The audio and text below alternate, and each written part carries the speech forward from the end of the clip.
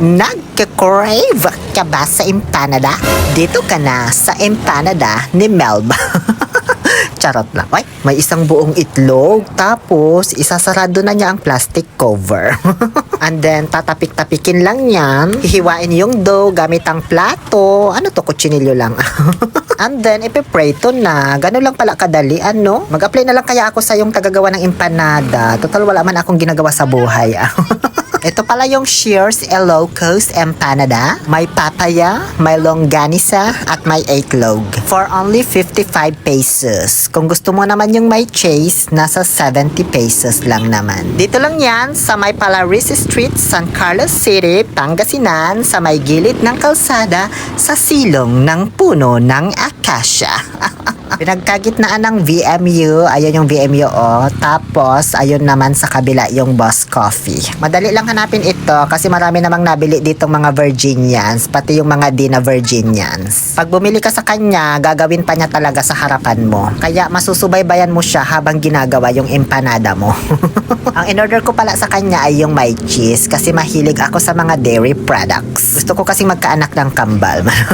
Kung nagmamadali ka naman, ayaw mo naman ng mag-antay ng matagal, meron na rin silang luto na dyan. Yun na lang ang kunin mo. Bagong luto pa rin naman yan, in advance lang, kasi minsan maraming mga customer na nakapila. Open sila from Monday to Friday. Pag sinipag, nagbubukas ng Saturday, from 1 p.m. up to 10 p.m. Pero pag maaga na ubos yung dala nilang itlog, 8 to 9 p.m. sarado na. Kaya sorry na lang sa mga mauubusan.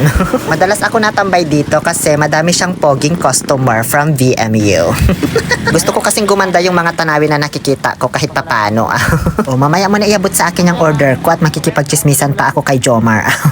Tumatanggap din pala sila dito ng GCash payment sakaling wala kang dalang cash at napadaan ka lang dito at gusto mong bumili. So yun lamang po. Sana masuportahan nyo itong business ng kaibigan ko. Ano? Thank you so much, Jomar, kasi dinagdagan mo yung cheese ng empanada ko.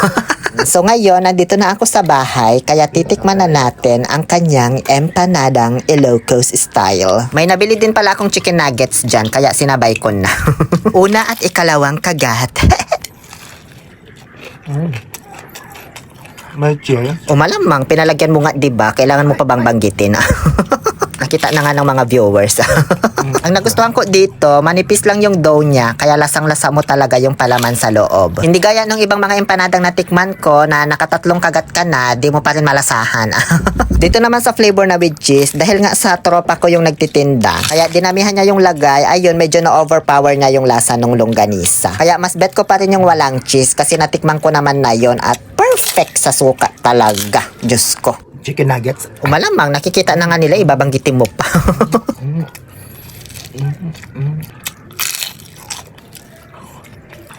Coffee. Malamang, alangan Yakult man yan. Binara yung sarili. O siya, sige na. Thank you for watching.